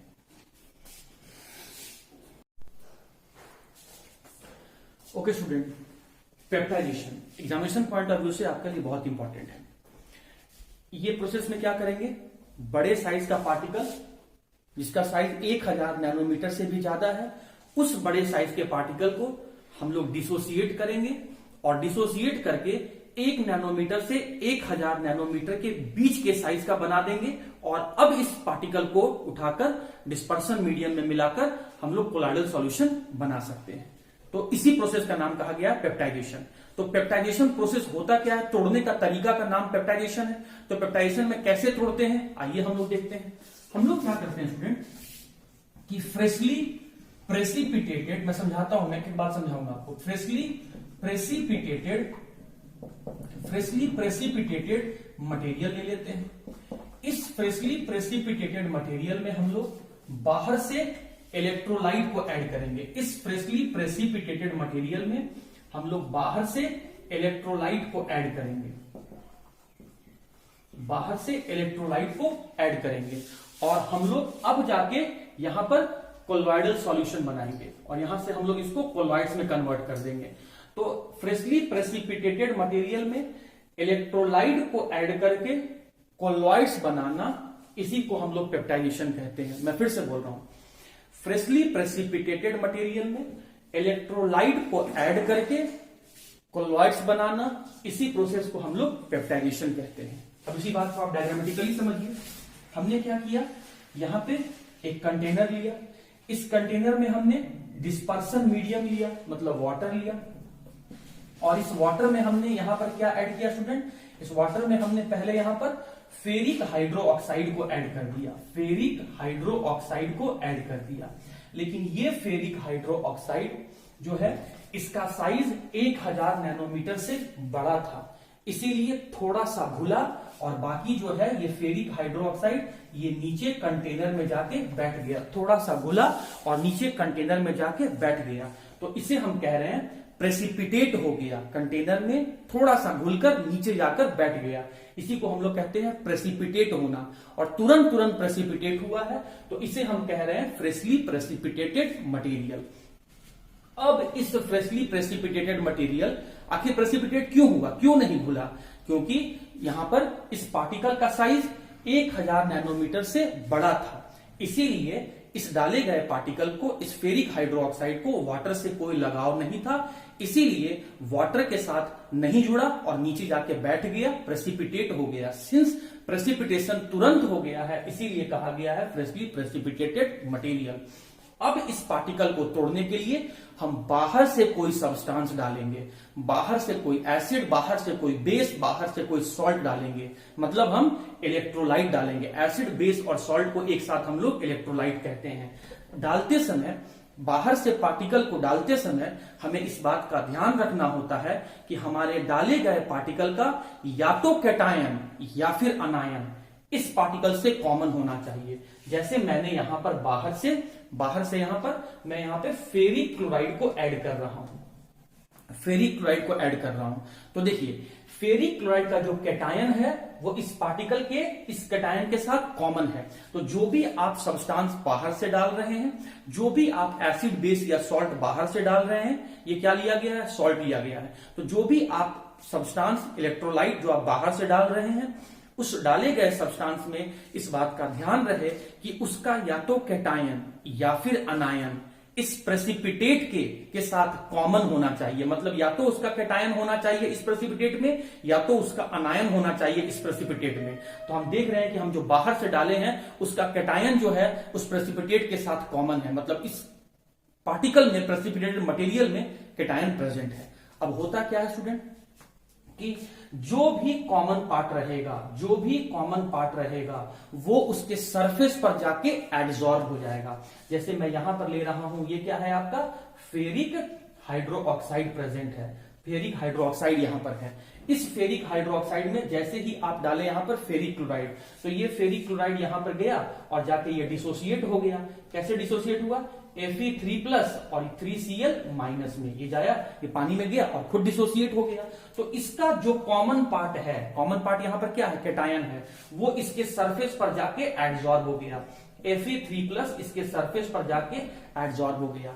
अब इस सेम चार्ज जो जाके एब्जॉर्ब हुआ है, इस सेम चार्ज के बीच में रिपल्सन होता है और इस रिपल्सन के कारण से ये पार्टिकल में क्रैक प्रोड्यूस होता है और वो छोटे छोटे पार्टिकल में आपका टूट के कन्वर्ट हो जाता है। तो इलेक्ट्रोलाइट को डालकर फ्रेशली प्रेसिपिटेटेड मटेरियल को कोलॉइड में कन्वर्ट कर दिए। अब जो ये पार्टिकल है इसका साइज जो है वो 1 नैनोमीटर से 1000 नैनोमीटर के बीच का है, मतलब ये कोलॉइड में आपका कन्वर्ट हो गया। तो बाहर से इलेक्ट्रोलाइट को डालकर फ्रेशली प्रेसिपिटेटेड मटेरियल को कोलॉइड में कन्वर्ट कर देना, इसी प्रोसेस को हम लोग कहते हैं पेप्टाइजेशन। तो देखिए जो भी कॉमन होगा वो उसके सरफेस पर जाके एब्जॉर्ब हो जाएगा। तो रिएक्शन के फॉर्म में कैसे लिखेंगे, रिएक्शन के फॉर्म में लिखेंगे कि ये था FeOH का होल 3 और इसके सरफेस पर जाके Fe3+ एब्जॉर्ब हुआ है, तो इसको ऐसे लिखा गया Fe3+, ऐसे लिख दिया गया। तो अब इसके सरफेस पे कौन सा चार्ज आ गया, पॉजिटिव चार्ज डेवलप हो गया, सेम चार्ज डेवलप हो गया। सेम चार्ज के कारण से क्या हुआ, आपस में रिपल्सन होने लगा। रिपल्सन के कारण से क्या हुआ, इसमें क्रैक प्रोड्यूस हुआ। क्रैक के कारण से क्या हुआ, ये डिसोसिएट हो गया। डिसोसिएट होने से क्या हो गया, साइज छोटा हो गया। साइज छोटा होकर किस रेंज का बन गया, कोलॉइडल के रेंज का बन गया। तो इलेक्ट्रोलाइट को डालकर फ्रेशली प्रेसिपिटेटेड मटेरियल को कोलॉइड में बदल देना, इसी को तो कहते हैं हम लोग पेप्टाइजेशन। मैं इसको फिर से एक और एग्जांपल से समझा रहा हूं स्टूडेंट, आप ध्यान से देखिएगा, इंपॉर्टेंट है इसीलिए मैं एक और एग्जांपल दे रहा हूं। देखिए इस बार हम लोग क्या किए, फिर से डिस्पर्सन मीडियम लिए, प्लीज ध्यान समझिएगा। इस बार हम फिर से डिस्पर्सन मीडियम, कंटेनर लिए, कंटेनर में वाटर ले लिए, मतलब डिस्पर्सन मीडियम ले लिए और इसमें हम लोग सिल्वर आयोडाइड डाल दिए। क्या डाले, AgI, सिल्वर आयोडाइड को ऐड किए। इस सिल्वर आयोडाइड का जो साइज है वो 1000 नैनोमीटर से बड़ा था। तो बड़ा था, इसीलिए वो पानी में पूरे तरीके से घुल नहीं पाया और नीचे सरफेस पर जाके सिल्वर आयोडाइड बैठ गया। क्यों? क्योंकि इसका साइज 1000 नैनोमीटर से बड़ा था, इसीलिए टूटा नहीं, घुला नहीं पूरे तरीके से। हमको जो ये जाके नीचे सेटल डाउन हो गया, इसे हमने क्या कहा? Freshly precipitated material. अब इस फ्रेशली प्रेसिपिटेटेड मटेरियल को हमें बाहर से कोई सब्सटेंस डाल के तोड़ना है, बाहर से कोई इलेक्ट्रोलाइट डाल के डिसोसिएट करना है, और डिसोसिएट करके 1000 नैनोमीटर से कम साइज का बनाना है। बाहर से डाले गए इलेक्ट्रोलाइट में इस बात का ध्यान रहे कि उस इलेक्ट्रोलाइट का या तो कैटायन यहां पर प्रेजेंट होना चाहिए या तो अनायन प्रेजेंट होना चाहिए। अब मैं यहां पर क्या कर रहा हूं स्टूडेंट, मैं यहां पर KNO3 डाल दिया। अब आप डालने के लिए तो आप यहां पर KNO3 मतलब सॉल्ट को डाल दिए, लेकिन जरा आप देखो, क्या कैटायन यहां मौजूद है? नहीं। क्या अनायन यहां पे मौजूद है? नहीं। मतलब आप गलत सब्सटेंस डाल रहे हो। अब मैं दोबारा से फिर से एक और सब्सटेंस डाल रहा हूं, इस बार मैं Ki डाल रहा हूं। तो पहले चेक करो कि जो मैं इलेक्ट्रोलाइट डाल रहा हूं क्या वो सही है या नहीं है। इसका कैटायन के साथ मैच करो, कैटायन तो मैच नहीं कर रहा है। अनायन के साथ मैच करो, अनायन मैच कर जा रहा है, मतलब हम जो इलेक्ट्रोलाइट डाल रहे हैं वो सही डाल रहे हैं। अब होता क्या है कि ये जो इलेक्ट्रोलाइट है जैसे ही इस वाटर के कांटेक्ट में आएगा तो ये पहले डिसोसिएट होगा, तो डिसोसिएट होकर यहां से ये क्या बना दिया, जैसे ही आपने डाला तो ये डिसोसिएट होकर यहां पे ये कैटायन और अनायन में बदल गया। जो भी पार्ट कॉमन होगा वो कॉमन पार्ट इसके सरफेस पर जाके एब्जॉर्ब हो जाएगा। ये क्या लिया हुआ है हमने? Silver iodide. इससे कॉमन पार्ट कौन सा है? अनायन है। तो इसके सरफेस पे कौन जाके एब्जॉर्ब हो जाएगा? अनायन। नेगेटिव चार्ज जाके एब्जॉर्ब हो जाएगा। सेम चार्ज जाके एब्जॉर्ब हुआ है तो इसका मतलब क्या हुआ? इस सेम चार्ज के बीच में रिपल्सन होगा। रिपल्सन से क्या होगा? क्रैक प्रोड्यूस होगा। क्रैक से क्या होगा? डिसोसिएट हो जाएगा, और डिसोसिएट होकर ये छोटे छोटे पार्टिकल में कन्वर्ट हो जाएगा। इस पार्टिकल का साइज कितने से कितने रेंज के बीच का होगा? 1 नैनोमीटर से 1000 नैनोमीटर के बीच के रेंज का होगा। तो आपने क्या किया? इलेक्ट्रोलाइट को डाला। कौन सा इलेक्ट्रोलाइट डाला? पोटासियम आयोडाइड डाला। ये पोटासियम आयोडाइड क्या हुआ? इसमें से जो कॉमन पार्ट था उसके सरफेस पर जाके एब्जॉर्ब हुआ। मैंने लिया AgI, इसके सरफेस पर जाके एब्जॉर्ब हुआ अनायन, तो मैंने यहां पर लिख दिया I-। तो इलेक्ट्रोलाइट को डालकर फ्रेशली प्रेसिपिटेटेड मटेरियल को कोलॉइड में बदल देना, इसे ही हम लोग कहते हैं पेप्टाइजेशन। तो उम्मीद करता हूं स्टूडेंट कि कंडेंसेशन और डिस्पर्सन मेथड दोनों समझ में आ गया होगा। कंडेंसेशन का तरीका क्या है? ऑक्सीडेशन, रिडक्शन, हाइड्रोलाइसिस और डबल डिकम्पोजिशन। डिस्पर्सन का तरीका क्या है? मशीन से तोड़ो, इलेक्ट्रिसिटी के हेल्प से तोड़ो, या फिर बाहर से इलेक्ट्रोलाइट डाल के तोड़ो। अगर बाहर से इलेक्ट्रोलाइट डाल के तोड़ रहे हो तो पेप्टाइजेशन कहना। अगर इलेक्ट्रिसिटी के हेल्प से तोड़ रहे हो तो ब्रेडिंग आर्क मेथड या इलेक्ट्रो डिस्पर्सन कहना। मशीन के हेल्प से तोड़ रहे हो तो मैकेनिकल डिस्पर्सन कहना। एग्जांपल आपको खुद से याद रखना है। तो कोलॉइड प्रिपेयर करने का तरीका आपको समझ में आ गया होगा। और किस तरह का कोलॉइड आप बना रहे हैं? लायोफोबिक नेचर का बना रहे हैं, मतलब ऐसा कोलॉइड आप बना रहे हैं जहां पर डिस्पर्स फेज को डिस्पर्सन मीडियम से कोई भी एफिनिटी, कोई भी लगाव नहीं है। उम्मीद करता हूं यहां तक आपको समझ में आ गया होगा। अब जब आप कोलॉइड बना लिए हैं तो आइए इसको प्यूरिफाई कर लेते हैं। Purification of colloidal solution. Purify करने का, रिफाइन करने का क्या तरीका है उसको देखते हैं। ओके स्टूडेंट, तो जो कोलॉइडल सॉल्यूशन आपने बनाया उसमें आपको जो जरूरत था कोलॉइडल पार्टिकल, उसके साथ साथ कुछ बाई प्रोडक्ट इम्प्यूरिटी के रूप में मिल रहा था। जैसे स्टूडेंट हमने कंडेंसेशन मेथड में एक प्रोसेस देखा था, हाइड्रोलाइसिस। जब हम पार्टिकल को जोड़ जोड़ के बना रहे थे तो उसमें एक प्रोसेस था हाइड्रोलाइसिस। उसमें हम लोगों ने क्या किया था? उसमें हम लोगों ने फेरिक क्लोराइड का रिएक्शन करवाया था वाटर के साथ। तो यहां से जो मेन प्रोडक्ट बन के आ रहा था वो था आपका फेरिक हाइड्रो ऑक्साइड, और यहां पर आपका HCl मॉलिक्यूल बन के आ रहा था। प्रोडक्ट के रूप में तो आपको फेरिक हाइड्रोक्साइड और HCl दोनों मिला। आपको सिर्फ रिक्वायरमेंट इस फेरिक हाइड्रोक्साइड का था, आपको तो इसका जरूरत नहीं था। तो जिस चीज का आपको जरूरत नहीं है वो आपके लिए क्या हो गया? वो इम्प्यूरिटी हो गया। और जो आपको जरूरत है वो आपके लिए क्या हो गया? वो आपके लिए रिक्वायर्ड सब्सटेंस, प्योर सब्सटेंस हो गया। तो जो हमें प्रोडक्ट मिला यहां पर, ये प्रोडक्ट में हमें इम्प्यूरिटी भी मिल रहा है और हम चाहते हैं कि यहां से इम्प्यूरिटी को हटा दें। नॉन रिक्वायर्ड सब्सटेंस को हटा दें, जो हमें जरूरत नहीं है उसको हम हटा दें। तो रिक्वायर्ड को नॉन रिक्वायर्ड से अलग करना, इसे ही हम कह रहे हैं प्यूरिफिकेशन ऑफ कोलॉइडल सॉल्यूशन। अगर सेमी परमिएबल मेम्ब्रेन यूज करके आप रिक्वायर्ड सब्सटेंस को नॉन रिक्वायर्ड सब्सटेंस को से अलग कर रहे हैं, कोलॉइडल पार्टिकल को इम्प्योर पार्टिकल से अलग कर रहे हैं, तो उसे हम कह रहे हैं डायालाइसिस। मैं फिर से बोल रहा हूं स्टूडेंट, सेमी परमिएबल मेम्ब्रेन, ये बात मैंने आपको सॉल्यूशन चैप्टर में पढ़ाया था कि सेमी परमिएबल मेम्ब्रेन क्या होता है, ठीक है। सेमी परमिएबल मेम्ब्रेन की मदद से कोलॉइडल पार्टिकल को इम्प्योर पार्टिकल से या फिर ट्रू सॉल्यूशन के पार्टिकल से अलग कर देना, इसी प्रोसेस को हम लोग कहते हैं डायालाइसिस। अब फिर से सेमी परमिएबल मेम्ब्रेन साथ ही साथ electric field, semi permeable membrane और इलेक्ट्रिक फील्ड दोनों का हेल्प लेकर कोलॉइडल पार्टिकल को इम्प्योर पार्टिकल से या ट्रू सॉल्यूशन के पार्टिकल से अलग कर देना, इसे ही हम कहते हैं इलेक्ट्रोडायालाइसिस। फिर से colloidal particle ultra filter paper की मदद से, एक होता है नॉर्मल फिल्टर पेपर जिसमें पोर्स का साइज, छेद का साइज, होल्स का साइज, पोर्स का साइज थोड़ा बड़ा होता है, इसीलिए सब पार्टिकल उसके अंदर से निकल के बाहर चले जाते हैं। हमें ऐसा फिल्टर पेपर लेना है जिसमें पोर्स का साइज, होल्स का साइज छोटा हो। अब अल्ट्रा फिल्टर पेपर की मदद से कोलॉइडल पार्टिकल को इम्प्योर पार्टिकल से अलग कर देना, रिक्वायर्ड सब्सटेंस को नॉन रिक्वायर्ड सब्सटेंस से अलग कर देना, इसे ही हम कह रहे हैं अल्ट्रा फिल्ट्रेशन। मैं फिर से बताने जा रहा हूं, क्या आप कह रहे हैं स्टूडेंट प्यूरिफिकेशन। प्यूरिफिकेशन क्यों कह रहे हैं? क्योंकि जब आप प्रोडक्ट बना रहे हैं तो उसमें मेन प्रोडक्ट के साथ साथ बाई प्रोडक्ट भी बन के आ जा रहा है, रिक्वायर्ड प्रोडक्ट के साथ साथ नॉन रिक्वायर्ड प्रोडक्ट भी बन के आ जा रहा है, डिजायरेबल प्रोडक्ट के साथ साथ नॉन डिजायरेबल प्रोडक्ट भी आपके सामने बन के आ जा रहा है। ये आपको चाहिए, ये आपको नहीं चाहिए।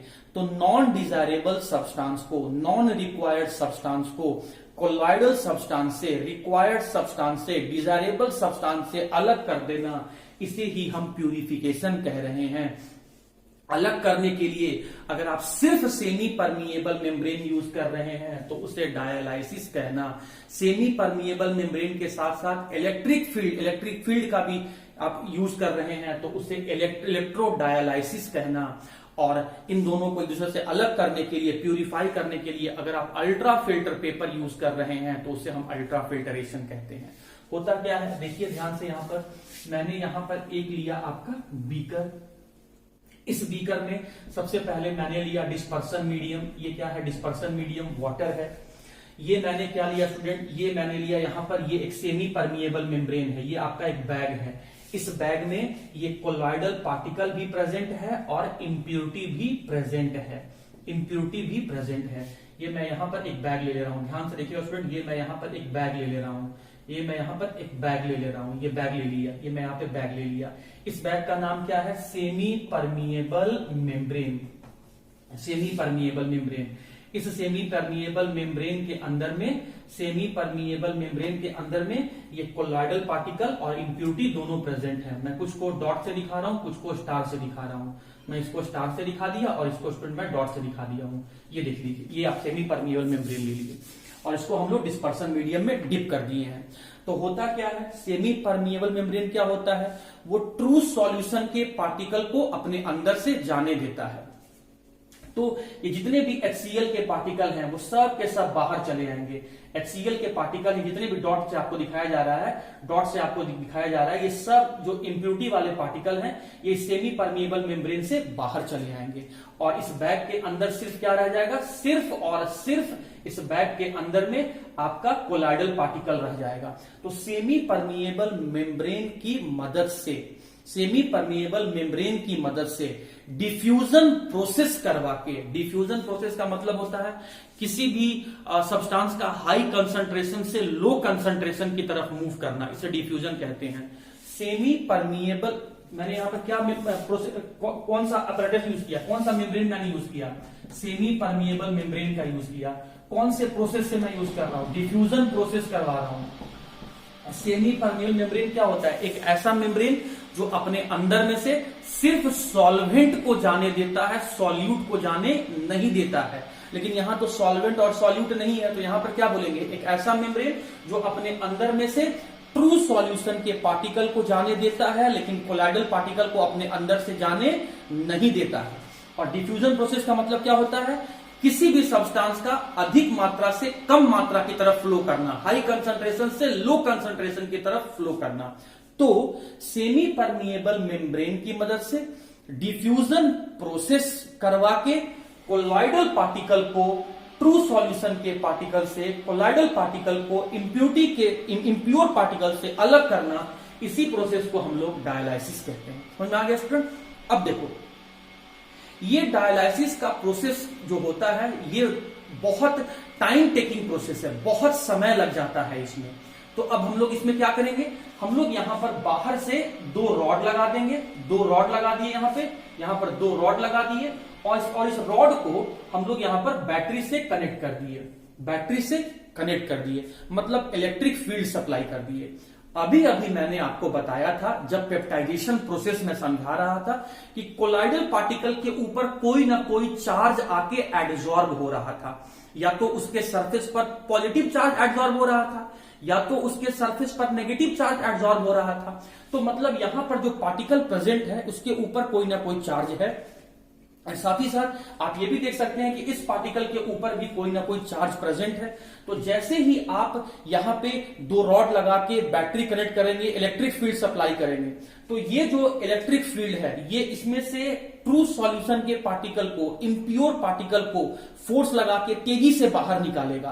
तो electric field semi permeable membrane के हेल्प से डिफ्यूजन प्रोसेस करवा के इम्प्योर पार्टिकल और कोलाइडल पार्टिकल को अलग करना, ट्रू सॉल्यूशन और कोलाइडल पार्टिकल को अलग करना, इसे ही हम कहते हैं इलेक्ट्रोडायलाइसिस। और थर्ड क्या स्टूडेंट आपका, ultra filtration. Ultra filter paper के हेल्प से सेमी परमिएबल मेम्ब्रेन अब इसमें नहीं यूज करना है, इलेक्ट्रिक फील्ड नहीं यूज करना है, तो कैसा पेपर यूज करना है, अल्ट्रा फिल्टर पेपर यूज करना है। अल्ट्रा फिल्टर पेपर कैसा होता है, ऐसा फिल्टर पेपर जिसमें पोर्स का साइज नॉर्मल फिल्टर पेपर से भी छोटा हो। तो अल्ट्रा फिल्टर पेपर की मदद से इम्प्योर पार्टिकल को कोलाइडल पार्टिकल से अलग करना, या फिर इम्प्योर पार्टिकल को ट्रू सॉल्यूशन के पार्टिकल को कोलाइडल पार्टिकल से अलग करना अल्ट्रा फिल्टर पेपर की मदद से, इसे ही हम कहते हैं अल्ट्रा फिल्टरेशन। और प्यूरिफिकेशन का जरूरत क्यों पड़ा, क्योंकि जब हम कोलॉइड्स को बना रहे थे तो हमें कोलाइडल पार्टिकल के साथ साथ कुछ न कुछ और भी प्रोडक्ट मिल रहा था in the form of impurity. तो इसी इम्प्यूरिटी को रिमूव करने के लिए हमें प्यूरिफिकेशन करना पड़ा, और प्यूरिफिकेशन का ये सारा प्रोसेस है। तो उम्मीद करते हैं स्टूडेंट आपको प्यूरिफिकेशन भी समझ में आ गया होगा। ओके स्टूडेंट, तो अब हम लोग कोलाइडल सॉल्यूशन को जब बना लिए तो उस कोलाइडल सॉल्यूशन का हम लोग प्रॉपर्टीज को देखने जा रहे हैं, मतलब उसका क्वालिटीज को देखने जा रहे हैं, उसके स्पेसिफिक फीचर को देखने जा रहे हैं, उसमें प्रेजेंट गुण को देखने जा रहे हैं कि ये क्वालिटी उसके अंदर प्रेजेंट है। तो क्या क्या प्रॉपर्टीज है, क्या क्या कैरेक्टरिस्टिक्स है, क्या क्या स्पेसिफिक फीचर्स है, क्या क्या गुण मौजूद हैं, क्या क्या प्रॉपर्टीज मौजूद हैं, उसी को हम लोग स्टडी करने जा रहे हैं।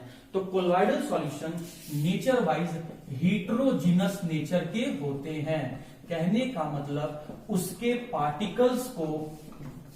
पार्टिकल को माइक्रोस्कोप की मदद से देखा जा सकता है। होमोजीनस में मैंने क्या बताया था कि जब हम पार्टिकल को मिलाते हैं तो वो कंप्लीटली घुल जाता है और उसके डाले गए पार्टिकल को नेकेड आई से नहीं देखा जा सकता है। ये मैंने बताया था होमोजीनस में। लेकिन ये होमोजीनस नहीं है, ये हीट्रोजीनस है, मतलब मिलाया गया पार्टिकल कंप्लीटली नहीं घुलेगा और उसको हम लोग देख सकते हैं। बस देखने के लिए या तो हो सकता है कि नेकेड आई से देखें या फिर हम लोग किसी इंस्ट्रूमेंट, किसी ऑप्टिकल इंस्ट्रूमेंट की मदद से देखें। लेकिन पॉइंट नंबर 2 ध्यान ये रखना है कि हेट्रोजीनस नेचर के अलावा इसके पार्टिकल को देखने के लिए हम लोग को अल्ट्रा माइक्रोस्कोप का जरूरत होता है। नॉर्मल माइक्रोस्कोप नहीं, अल्ट्रा माइक्रोस्कोप, मतलब जिससे छोटे से छोटे पार्टिकल को देखा जा सके। हेट्रोजीनस नेचर मतलब पार्टिकल डिस्पर्स फेज का पार्टिकल डिस्पर्सन मीडियम में कंप्लीटली सॉल्यूबल नहीं होगा। दूसरा, इसके पार्टिकल को देखने के लिए हमें अल्ट्रा माइक्रोस्कोप का जरूरत पड़ेगा। पॉइंट नंबर थर्ड, इसके पार्टिकल को एक दूसरे से अलग करने के लिए हमें अल्ट्रा फिल्टर पेपर का हेल्प लेना पड़ेगा। पॉइंट नंबर फोर्थ, ये जो सॉल्यूशन होते हैं, ये जो मिक्सचर होते हैं, ये स्टेबल होते हैं। स्टेबल कहने का मतलब हो गया स्टूडेंट कि जैसे ये मैंने एक कंटेनर लिया, इसमें मैंने ये डिस्पर्सन मीडियम लिया और बाहर से मैंने डिस्पर्स फेज को ऐड कर दिया, तो ये जो डिस्पर्स फेज के पार्टिकल हैं ये आपस में जुड़ते नहीं हैं, ये साथ ही साथ इस डिस्पर्सन मीडियम के साथ साथ कंटेनर में फ्लो करते रहते हैं। तो साथ साथ चल रहे हैं, आपस में जुड़ नहीं रहे हैं, डिस्पर्सन मीडियम के साथ साथ चल रहे हैं, तो उसे हम क्या कहेंगे? स्टेबल है। मतलब इनमें क्या प्रेजेंट होता है? नॉन सेटलिंग नेचर प्रेजेंट होता है। सबके सब नीचे जाके नहीं बैठ जाते हैं, नॉन सेटलिंग नेचर इसमें प्रेजेंट नहीं होता है। प्रेजेंट होता है मतलब नीचे जाके नहीं बैठते हैं, डिस्पर्सन मीडियम के साथ साथ कंटेनर में फ्लो करते रहते हैं। और स्टेबल कहने का मतलब हुआ आपस में नहीं जुड़ेंगे, नीचे सरफेस पर नहीं बैठेंगे, वो डिस्पर्सन मीडियम के साथ साथ कंटेनर में फ्लो करते रहते हैं। या तो कह लो कि वो स्टेबल होते हैं या नॉन सेटलिंग नेचर होते हैं। और पॉइंट नंबर 5 क्या है? ये टिंडल इफेक्ट बहुत इंपॉर्टेंट है। ये टिंडल इफेक्ट और 6 पॉइंट में क्या है? ब्राउनियन मूवमेंट जैसा प्रोसेस को शो करते हैं। टिंडल इफेक्ट और ब्राउनियन मूवमेंट के प्रोसेस को ये शो करते हैं। तो ये सारे क्वालिटीज जिस मिक्सचर में प्रेजेंट होंगे उसी मिक्सचर को हम लोग कहेंगे colloidal solution. Colloidal solution nature wise कैसे होते हैं? हेट्रोजीनस, मतलब पार्टिकल एक दूसरे में कंप्लीटली सॉल्यूबल नहीं होते हैं, जिसे हम लोग किसी इंस्ट्रूमेंट की मदद से देख सकते हैं, वो हेट्रोजीनस नेचर हो गया। किस इंस्ट्रूमेंट की मदद से? अल्ट्रा माइक्रोस्कोप की मदद से। पार्टिकल को एक दूसरे से किसकी मदद से अलग कर सकते हैं? अल्ट्रा फिल्टर पेपर की मदद से। और बनाया गया सॉल्यूशन क्या होता है? स्टेबल होता है। स्टेबल कहने का मतलब क्या होता है? ये पार्टिकल आपस में जुड़ते नहीं है, नीचे बैठते नहीं है, वो डिस्पर्सन मीडियम के साथ साथ चलते रहते हैं, मूव करते रहते हैं कंटेनर में। स्टेबल होते हैं, नॉन सेटलिंग नेचर के होते हैं, और वो टिंडल इफेक्ट और ब्राउनियन मूवमेंट जैसे प्रोसेस को शो करते हैं। टिंडल और ब्राउनियन साइंटिस्ट का नाम था, ये एक प्रोसेस को डिफाइन किया था, इसीलिए प्रोसेस का नाम अपने नाम पर दे दिया। और कहता है कि हेट्रोजीनस नेचर के जितने भी सॉल्यूशन होंगे वो टिंडल इफेक्ट और ब्राउनियन मूवमेंट शो करेंगे। तो आइए हम लोग देख लेते हैं कि टिंडल इफेक्ट क्या होता है और ब्राउनियन मूवमेंट क्या होता है। ओके स्टूडेंट, तो अब हम लोग कोलॉइडल सॉल्यूशन का जो प्रॉपर्टीज पढ़ने जा रहे हैं वो है ब्राउनियन मूवमेंट। देखिए नाम में ही सब कुछ लिखा हुआ है, बहुत आसान सा प्रोसेस, आप समझिए इस बात को। ब्राउन साइंटिस्ट के द्वारा दिया गया था। मूवमेंट मतलब कोलॉइडल सॉल्यूशन में disperse phase DP, disperse phase के पार्टिकल के मूवमेंट को समझाएगा। अब कैसे समझाएगा, आइए इस बात को समझते हैं। पहले इसको रोकिए और हम जो कह रहे हैं वो समझिए। मान लीजिए क्लास में इस साइड बॉयज बैठे हुए हैं और इस साइड गर्ल्स बैठी हुई हैं, ठीक है। अब मैं क्या कर रहा हूं, क्लास में एक बलून लेके आ रहा हूं और उस बलून को मैंने ऐसे ही क्लास में छोड़ दिया। तो हर बच्चा, क्लास में बैठा हुआ हर बच्चा, चाहे वो बॉयज हो चाहे वो गर्ल्स हो, उस बलून को टच करना चाहेगा। टच करने के दौरान हर बच्चा अपने बॉडी में से अलग अलग एनर्जी लगा के उस बलून को टच करेगा। अगर ज्यादा एनर्जी से बलून को टच करेगा तो बलून का मूवमेंट ज्यादा होगा, अगर कम एनर्जी लगा के बलून को टच करेगा तो बलून कम मूवमेंट शो करेगा। तो बॉयज की तरफ गया तो बॉयज इधर से टच किया, उधर जो बॉयज बैठा हुआ है वो उधर से टच किया, इधर जो गर्ल्स बैठी हुई है इधर से टच की, मेरे तरफ आया हम टच किए, तो वो जो बलून है वो इधर उधर मूव कर रहा है। क्यों बलून इधर उधर मूव कर रहा है? क्योंकि हर बच्चा, हर क्लास में बैठा हुआ हर एक स्टूडेंट उसको अलग अलग डायरेक्शन से, अलग अलग मैग्नीट्यूड, फोर्स के अलग अलग मैग्नीट्यूड से टच कर रहा है। अगर एक ही डायरेक्शन में टच करता तो वो सीधा जाता, वो सीधा जाता, वो सीधा जाता, लेकिन अलग अलग डायरेक्शन से अलग अलग फोर्स के मैग्नीट्यूड से टच किया जा रहा है, इसीलिए बलून जो है वो जिग जैग मूवमेंट शो कर रहा है। तो बलून का ये था जिग जैग मूवमेंट। ये जो प्रोसेस एग्जांपल मैंने आपको समझाया ये था बलून का जिग जैग मूवमेंट, जो इसीलिए हो रहा है क्योंकि क्लास में बैठे हुए अलग अलग डायरेक्शन से जो स्टूडेंट हैं क्लास में जो अलग अलग डायरेक्शन में बैठे हुए हैं वो अलग अलग मैग्नीट्यूड का फोर्स लगा रहे हैं, इसीलिए बलून जिगजैग मोशन शो कर रहा है। अब देखो इस बात को हम यहां समझाने जा रहे हैं। ब्राउनियन मूवमेंट जो है वो रॉबर्ट ब्राउन के द्वारा एक्सप्लेन किया गया था 1827 में। ये इंग्लिश बॉटनिस्ट हैं, इंग्लैंड में बॉर्न साइंटिस्ट हैं। इंग्लैंड में जो बॉर्न होते हैं ब्रिटिश साइंटिस्ट जो होते हैं उनसे इंग्लिश मैन कहा जाता है। ये बायोलॉजी सब्जेक्ट में एक बॉटनी होता है स्टूडेंट, बायोलॉजी का एक पार्ट है बॉटनी। ये बॉटनिस्ट थे, ये बॉटनी मतलब प्लांट्स के बारे में स्टडी करने वाले साइंटिस्ट थे, इसीलिए इन्हें बॉटनिस्ट कहा गया है। तो ब्रिटिश साइंटिस्ट, इंग्लिश साइंटिस्ट जो प्लांट्स के बारे में स्टडी करते थे, इंग्लिश बॉटनिस्ट थे जो 1827 में ये प्रोसेस को दुनिया के सामने समझाए थे, एक्सप्लेन किए थे ऑब्जर्व करने के बाद। ये क्या कहते हैं कि ये जो मूवमेंट है ये उन सभी मिक्सचर के द्वारा शो किया जाएगा जो नेचर वाइज हिट्रोजिनस होते हैं। जैसा कि हम लोग जानते हैं कि कोलाइडल सॉल्यूशन जो है वो डिस्पर्स फेज और डिस्पर्सन मीडियम दोनों के मिलने से बनता है। अब देखिए ये मैंने क्या लिया, यहाँ पे कंटेनर लिया और इस कंटेनर में ये मैंने क्या लिया, ये मैंने डिस्पर्सन मीडियम लिया, ये मैंने डिस्पर्सन मीडियम लिया, ये मैंने डिस्पर्सन मीडियम लिया, ये सब जितना मैं अभी ले रहा हूं डिस्पर्सन मीडियम ले रहा हूं। और ये मैंने स्टूडेंट यहां पर क्या लिया, ये लिया मैंने डिस्पर्स फेज, डिस्पर्स फेज। तो होता क्या है, ये जो डिस्पर्स फेज है इसको डिस्पर्सन मीडियम इस डायरेक्शन में भी फोर्स लगाया, यहां जो डिस्पर्सन मीडियम था वाटर था उसको इधर डायरेक्शन में फोर्स लगाया, यहां जो डिस्पर्सन मीडियम था उसको इधर डायरेक्शन में फोर्स लगाया, यहां जो डिस्पर्सन मीडियम था उसको इधर मूव करवाया, यहां जो डिस्पर्सन मीडियम था उसको इधर मूव करवाया, यहां जो डिस्पर्सन मीडियम था उसको इधर मूव करवाया, यहां जो डिस्पर्सन मीडियम था इसको यहां मूव करवाया। तो आप क्या देख रहे हैं कि ये जो आपका यहाँ पे डिस्पर्स फेज का पार्टिकल है ये जिग-जैग मोशन शो कर रहा है। क्यों जिग-जैग मोशन शो कर रहा है, क्योंकि डिस्पर्सन मीडियम जो यहां पर प्रेजेंट है ये अलग अलग डायरेक्शन से अलग अलग फोर्स के साथ इस पार्टिकल के ऊपर फोर्स लगा रहे हैं, अलग अलग डायरेक्शन से अलग अलग फोर्स एक्सर्ट कर रहे हैं इस पार्टिकल के ऊपर। इसी कारण से डिस्पर्स फेज का जो पार्टिकल है वो जिग-जैग मोशन शो कर रहा है। तो किसी भी कोलाइडल मिक्सचर में डिस्पर्स फेज के पार्टिकल का जिग-जैग मूव करना, इसी प्रोसेस को रॉबर्ट ब्राउन ने देखा और प्रोसेस का नाम कह दिया गया ब्राउनियन मूवमेंट।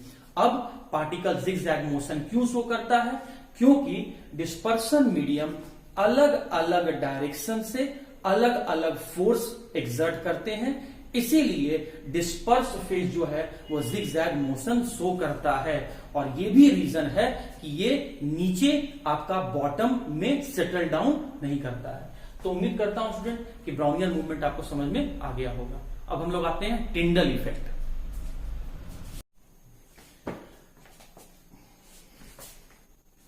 ओके स्टूडेंट, तो टिंडल इफेक्ट भी बहुत आसान है ब्राउनियन मूवमेंट की तरह। आइए समझते हैं। सबसे पहली बात, टिंडल इफेक्ट सिर्फ और सिर्फ हीट्रोजिनस मिक्सचर के द्वारा शो किया जाता है। अब हीट्रोजिनस मिक्सचर और होमोजिनस मिक्सचर ये छोटे से क्लास में आप लोग पढ़ रखे होंगे और सॉल्यूशन चैप्टर में भी मैंने थोड़ा सा एक्सप्लेन किया था। बार बार उसी बातों को दोहराना पॉसिबल नहीं हो पाता स्टूडेंट। तो पहला बात आपको क्या दिमाग में रखना है कि टिंडल इफेक्ट जैसा प्रोसेस हीट्रोजिनस मिक्सचर ही शो करता है। कोलॉइडल सॉल्यूशन हीट्रोजिनस मिक्सचर होता है, इसीलिए टिंडल इफेक्ट प्रोसेस जो है वो कोलॉइडल सॉल्यूशन भी शो करता है।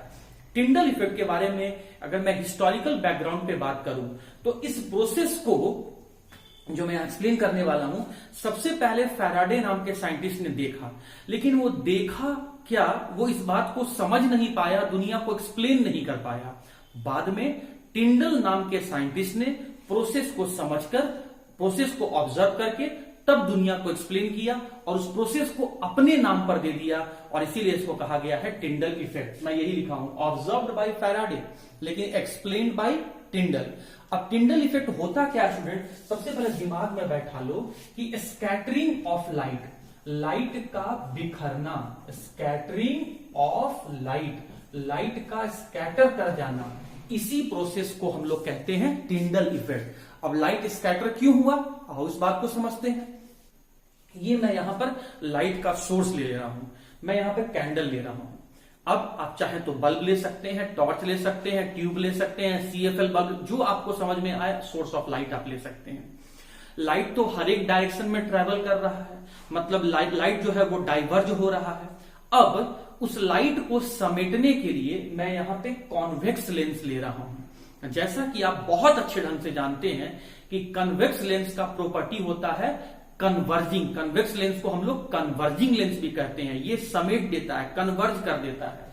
यहां से देखो लाइट निकला, बिखर गया, डाइवर्ज हो गया, लेकिन जैसे ही ये डाइवर्जिंग लाइट इस कन्वेक्स लेंस से पास हुआ तो ये कन्वेक्स लेंस का प्रॉपर्टी है कि बिखरे हुए लाइट को ये समेट देता है, ये कन्वर्ज कर देता है। और जब ये कन्वर्जिंग लाइट, ये कन्वेक्स लेंस है जो लाइट को कन्वर्ज करेगा। अब देखो मैं यहां पर क्या किया हूं, ये मैं यहां पे एक बीकर लिया हूं। इस बीकर में ये जो आपको स्टूडेंट जो ब्लैक ब्लैक आपको ये दिख रहा है, ये क्या है आपका डिस्पर्सन मीडियम, और ये क्या है आपका डिस्पर्स फेज। मतलब मैं यहाँ पे कोलाइडल सॉल्यूशन लिया हूं और यहां पर होने वाले चेंज को ऑब्जर्व करने के लिए मैं यहाँ पे अल्ट्रा माइक्रोस्कोप लिया हूं। क्यों? क्योंकि यह कोलाइडल सॉल्यूशन में पार्टिकल को अल्ट्रा माइक्रोस्कोप से ही देखा जा सकता है, इसीलिए मैं यहाँ पे अल्ट्रा माइक्रोस्कोप लिया हूं और यहाँ पे मैं कोलाइडल सॉल्यूशन लिया हूं। अगर कोलाइडल सॉल्यूशन की जगह आप ट्रू सॉल्यूशन ले लिए, जैसे NaCl और वाटर ले लिए, तब ये प्रोसेस को आप नहीं देख पाएंगे। क्यों? क्योंकि ट्रू सॉल्यूशन होमोजीनस नेचर का होता है और टिंडल इफेक्ट सिर्फ हीट्रोजीनस नेचर वाले सॉल्यूशन के द्वारा ही परफॉर्म किया जाता है। अब देखो क्या हुआ भाई कि जब कन्वेक्स लेंस से होकर लाइट गुजरा तो ये कन्वेक्स लेंस अपने अंदर से गुजरने वाले लाइट को कन्वर्ज कर देता है, समेट देता है। और ये कन्वर्ज किया हुआ लाइट जब डिस्पर्स फेज पार्टिकल से टकराता है तभी जो है वो लाइट जो है वो स्कैटर कर जाता है, स्कैटर कर जाता है। ये चीज पार्टिकल को देखने के लिए हम लोगों ने अल्ट्रा माइक्रोस्कोप लगाया है और हम इस माइक्रोस्कोप से ये सारा प्रोसेस देख रहे हैं कि जैसे ही कैंडल से निकला हुआ लाइट कन्वेक्स लेंस से गुजरा, वो कन्वेक्स लेंस पहले सारे फैले हुए लाइट को समेट दिया, कन्वर्ज कर दिया, और वो जो कन्वर्जिंग बीम ऑफ लाइट जब यहां पर इस कोलाइडल सॉल्यूशन में प्रेजेंट डिस्पर्स फेज के पार्टिकल से टकराया तो वो लाइट को बिखेर दिया, और वो लाइट को बिखेरा तो इसी स्कैटरिंग ऑफ लाइट को टिंडल ने देखा और इसी को कह दिया Tyndall effect, the scattering of light by the dispersed phase particle. अरे ये क्या है, डिस्पर्सन मीडियम, वाटर से टकरा के थोड़ी यहां पर लाइट स्कैटर हुआ है, ये तो कोलाइडल पार्टिकल जो आप डाले हैं उससे लाइट स्कैटर हुआ है। आप जानते हैं ना स्टूडेंट कि कोलाइडल सॉल्यूशन दो कंपोनेंट के मिलने से बनता है, एक डिस्पर्स फेज और एक डिस्पर्सन मीडियम। डिस्पर्स फेज और डिस्पर्सन मीडियम, जैसे अगर ये गोल्ड है तो ये वाटर होगा, ये सिल्वर है तो ये वाटर होगा। तो मीडियम तो कुछ भी ले सकते हैं, वाटर हो जाए, अल्कोहल हो जाए, बेंजीन हो जाए, कुछ भी ले सकते हैं हम लोग यहाँ पर। लेकिन हमको यहाँ पर सिर्फ और सिर्फ ध्यान किस पर लगाना है, डिस्पर्स फेज के पार्टिकल पर ध्यान लगाना है, क्योंकि वही जो है जो लाइट को स्कैटर किया है। तो जो लाइट इससे टकराता है तो वो लाइट बिखर जाता है। तो the scattering of light by the disperse phase in the colloidal solution was observed by Tyndall and known as the Tyndall effect। जब हम इस स्कैटर्ड लाइट को माइक्रोस्कोप से देखते हैं तो ये जो लाइट जो स्कैटर हो रहा होता है वो कोन के फॉर्म में हमें इंटर होता हुआ दिख रहा है, कोन के फॉर्म में हमें माइक्रोस्कोप में इंटर होता हुआ दिख रहा है। इसीलिए इस कोन ऑफ लाइट को हम लोग टिंडल कोन कहते हैं। मैं फिर से बोल रहा हूं, कोलॉइडल सॉल्यूशन में डिस्पर्स फेज के द्वारा लाइट को स्कैटर कर देना, इसी प्रोसेस को हम लोग टिंडल इफेक्ट कहते हैं। जो लाइट माइक्रोस्कोप के जो स्कैटर्ड किया हुआ लाइट जो माइक्रोस्कोप में इंटर कर रहा होता है वो हमें कोन के फॉर्म में दिखता है, इसीलिए स्कैटर्ड लाइट को हम लोग टिंडल कोन भी कहते हैं। तो उम्मीद करता हूं स्टूडेंट कि टिंडल इफेक्ट समझ में आ गया होगा आपको। टिंडल इफेक्ट कहां कहां देखने को मिलता है? स्काई का कलर ब्लू है टिंडल इफेक्ट के कारण से, सी वाटर का कलर ब्लू है टिंडल इफेक्ट के कारण से, स्टार ट्विंकल करते हैं टिंडल इफेक्ट के कारण से, सनराइज के समय सनसेट के समय जो आपको सन का कलर रेड दिखता है वो टिंडल इफेक्ट के कारण से होता है। टिंडल इफेक्ट क्या होता है? लाइट का स्कैटर कर जाना। लाइट क्यों स्कैटर करता है? क्योंकि कोलाइडल पार्टिकल से वो टकराता है तो कोलाइडल पार्टिकल उसको पुश कर देता है अलग डायरेक्शन में, इसलिए वो लाइट वहां पे स्कैटर करता है।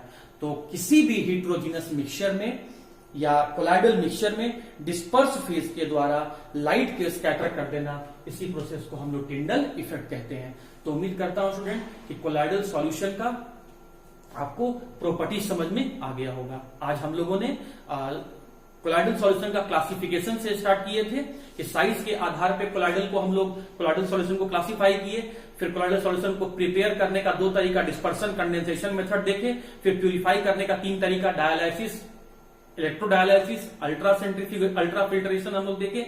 उसके बाद इसका प्रॉपर्टीज देखे कि हिट्रोजीनस नेचर का होता है, देखने के लिए अल्ट्रा माइक्रोस्कोप का जरूरत होता है, फिल्टर करने के लिए अल्ट्रा फिल्टर पेपर का जरूरत होता है, और ये मिक्सचर में भले पार्टिकल अलग अलग रहते हों लेकिन फिर भी ये स्टेबल रहते हैं, और ये टिंडल इफेक्ट और ब्राउनियन मूवमेंट जैसा प्रोसेस को शो करता है। नेक्स्ट क्लास में हम लोग पढ़ेंगे कि आखिर कोलाइडल सॉल्यूशन जो है अलग अलग नेचर के पार्टिकल के मिलने से बनता है, जो कंप्लीटली एक दूसरे से घुलते नहीं है लेकिन वो फिर भी स्टेबल कैसे होते हैं, इस बात को देखेंगे। तो स्टूडेंट उम्मीद करता हूं आज का टॉपिक आपको समझ में आया होगा और आज के टॉपिक को आपने बहुत ध्यान से सुना होगा, और सुनने के बाद आप इस टॉपिक को एंजॉय भी किए होंगे। तो आज के लिए इतना ही था। Till then thank you.